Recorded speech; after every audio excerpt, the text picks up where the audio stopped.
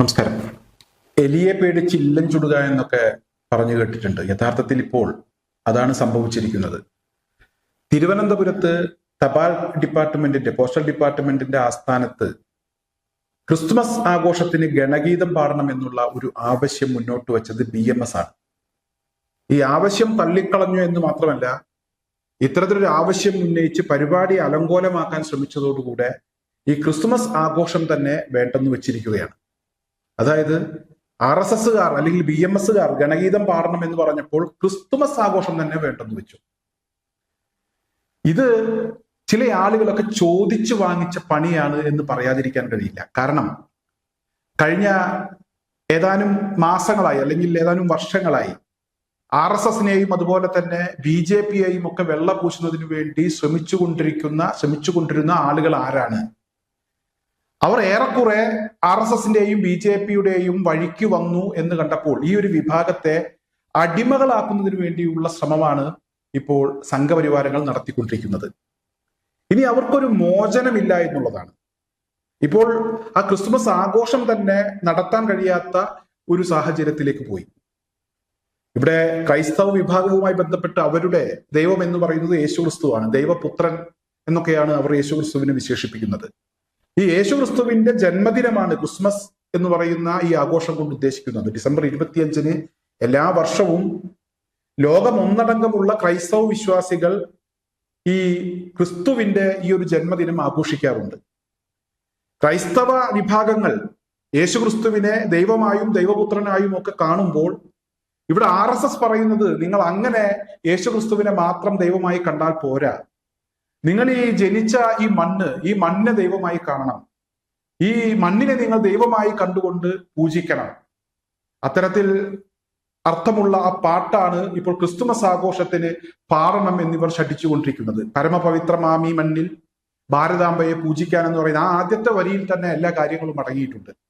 അതായത് ഈ മണ്ണ് ഇത് പുണ്യമായിട്ടുള്ള ഒരു മണ്ണാണ്, ഈ ഭൂമി പുണ്യഭൂമിയാണ് എന്നാണ് RSS പറയുന്നത്.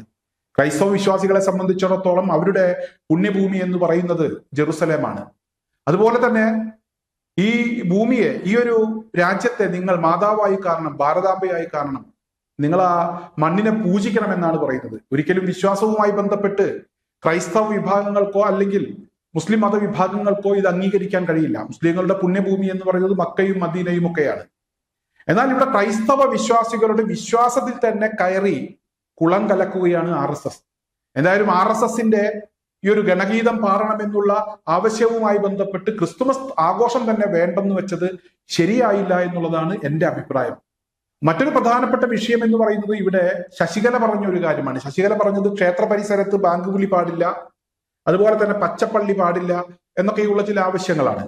അതായത് ഈ അയ്യപ്പൻ വിളക്കുമായി ബന്ധപ്പെട്ടൊക്കെ ക്ഷേത്ര പരിസരങ്ങളിൽ നടക്കുന്ന അയ്യപ്പൻ വിളക്കിൽ ഈ പള്ളിയുടെ ഒരു ആകൃതിയിലുള്ള ഒരു രൂപമൊക്കെ ഉണ്ടാക്കി വെക്കാറുണ്ട്. അതുപോലെ തന്നെ അവിടെ ബാങ്ക് വിളി നടക്കാറുണ്ട് എന്നാണ് ഞാൻ മനസ്സിലാക്കുന്നത്.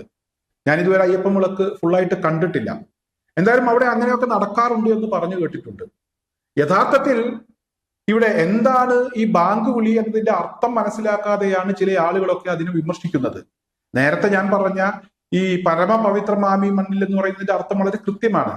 അത് RSS അവരുടേതായിട്ടുള്ള ചില രീതികൾ മറ്റുള്ള ആളുകൾ അംഗീകരിക്കണമെന്ന് ശഠിക്കുമ്പോൾ ഈ ബാങ്ക് വിളി എന്ന് പറയുന്ന സംഭവം ഒരിക്കലും അത് ഏതെങ്കിലും ഒരു മതവിഭാഗത്തിന്റെ, സത്യത്തിൽ ഇവിടെ മുസ്ലിം പള്ളികളിലാണ് ബാങ്ക് കൊടുക്കുന്നത് എങ്കിൽ പോലും അവിടെ പറയുന്നത് ഏതെങ്കിലും ഒരു മതത്തെ പുകഴ്ത്തിക്കൊണ്ടുള്ള വാക്കുകളല്ല. അല്ലാഹു അക്ബർ, അല്ലാഹു അക്ബർ, അതുപോലെ തന്നെ അഷ്ഹദു അല്ലാ ഇലാഹ ഇല്ലല്ലാഹ് എന്ന് തുടങ്ങുന്നതാണ് ഈ ബാങ്ക് എന്ന് പറയുന്നത്. ഈ ബാങ്ക് വിളിയുടെ അർത്ഥമൊക്കെ ഇവിടെ 1992 ബാബരി മസ്ജിദ് തകർത്ത സമയത്ത് നമ്മുടെ അബ്ദുൽ നാസർ മഅദനി കേരളം മുഴുവൻ നടന്ന് പ്രസംഗിച്ചിട്ടുണ്ട്. ബാബരി മസ്ജിദിന്റെ മുനാരങ്ങളിൽ നിന്ന് നമ്മൾ എന്താണ് കേട്ടിരുന്നത്? അല്ലാഹു അക്ബർ, അല്ലാഹു അക്ബർ, അല്ലാഹുവാണ് മഹാൻ, ദൈവമാണ് മഹാൻ, ദൈവമാണ് ഏറ്റവും വലിയവൻ എന്നാണ് പറഞ്ഞുകൊണ്ടിരുന്നത്. അത് ഏത് ദൈവമാണ് എന്നതിനെ കുറിച്ച് വളരെ കൃത്യമായി ഇന്ന മതത്തിന്റെ ദൈവമാണ് എന്നൊന്നും പറഞ്ഞിട്ടില്ല. ദൈവം ഒന്നേയുള്ളൂ, ആ ദൈവം മഹാനാണ്, ആ ദൈവം വലിയവനാണ് എന്ന കാര്യമാണ് ഈ മുനാരങ്ങളിൽ നിന്നൊക്കെ കേട്ടിരുന്ന ഈ ബാങ്ക് വിളി എന്ന് പറയുന്ന സംഭവത്തിന്റെ അർത്ഥം. അഷ്ഹദു അല്ലാ ഇലാഹ ഇല്ലല്ലാഹ് എന്ന് പറയുമ്പോൾ ആ ദൈവമല്ലാതെ മറ്റൊരു ദൈവമില്ല, മറ്റൊരു ഇലാഹില്ല എന്ന് ഞാൻ സാക്ഷ്യപ്പെടുത്തുന്നു. നമസ്കാരത്തിലേക്ക് നിങ്ങൾ വരിക, അതായത് ആ ദൈവത്തെ ആരാധിക്കാൻ നിങ്ങൾ വരിക, വിജയത്തിലേക്ക് നിങ്ങൾ വരിക എന്നതാണ് ഈ ബാങ്ക് വിളിയുടെ അർത്ഥം. അതെന്തായാലും ഇവിടെ ആർക്കും അതിന്റെ അർത്ഥം ദോഷം ചെയ്യുന്നതല്ല എന്നുള്ള ഒരു യാഥാർത്ഥ്യം ഇവിടെ നമുക്ക് മുന്നിലുണ്ട്. എന്തായാലും ആ ബാങ്ക് വിളിയും അതുപോലെ തന്നെ പച്ചപ്പള്ളിയും ഒക്കെ ക്ഷേത്ര പരിസരത്ത് നിന്ന് നീക്കം ചെയ്യണം, അത് ഉണ്ടാകാൻ പാടില്ല എന്നാണ് ശശികല പറയുന്നത്. എന്തായാലും അത് മുസ്ലിം മതവിഭാഗവുമായി ബന്ധപ്പെട്ട ഏതെങ്കിലും സംഘടനകളോ ഏതെങ്കിലും മതവിശ്വാസവുമായി ബന്ധപ്പെട്ട് നിൽക്കുന്ന പണ്ഡിതന്മാരോ ഇനി മുൻഗാമികളായിട്ടുള്ള ആളുകളോ ഇതൊക്കെ ക്ഷേത്ര പരിസരത്ത് നടത്തണം എന്ന് എവിടെയും പറഞ്ഞിട്ടില്ല, ആരും ശഠിച്ചിട്ടില്ല. അത് വിശ്വാസികളുടെ ഇഷ്ടം പോലെ ചെയ്യാം. ഹൈന്ദവ വിശ്വാസവുമായി ബന്ധപ്പെട്ട് നിൽക്കുന്ന ആളുകളുടെ ഇഷ്ടം പോലെ അത് ക്ഷേത്ര പരിസരത്ത് നടത്തണോ വേണ്ടയോ എന്ന കാര്യം അവർക്ക് തീരുമാനിക്കാം.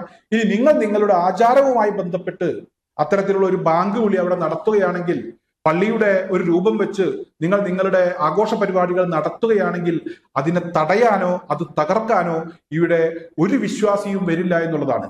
എന്തായാലും ഇവിടെ ഈ ക്രിസ്തുമസ് ആഘോഷവുമായി ബന്ധപ്പെട്ട് ഗണഗീതം പാടണം എന്നുവരെ സംഘപരിവാർ സംഘടനകൾ പറയുന്നുണ്ടെങ്കിൽ അതിലേക്ക് വഴിവെച്ചു കൊടുത്തത് ഇവിടെ പി.സി. ജോർജിന്റെ മകനും അതുപോലെ ഇവിടെ ക്രിസംഖ്യകളായിട്ടുള്ള ചില ആളുകളും കാസയും ഒക്കെയാണ്. അവരെന്തായാലും ഈ ക്രിസ്തുമസിന് ഗണഗീതം പാടും എന്ന് തന്നെ നമുക്ക് പ്രതീക്ഷിക്കാം, നമുക്ക് കാത്തിരിക്കാം.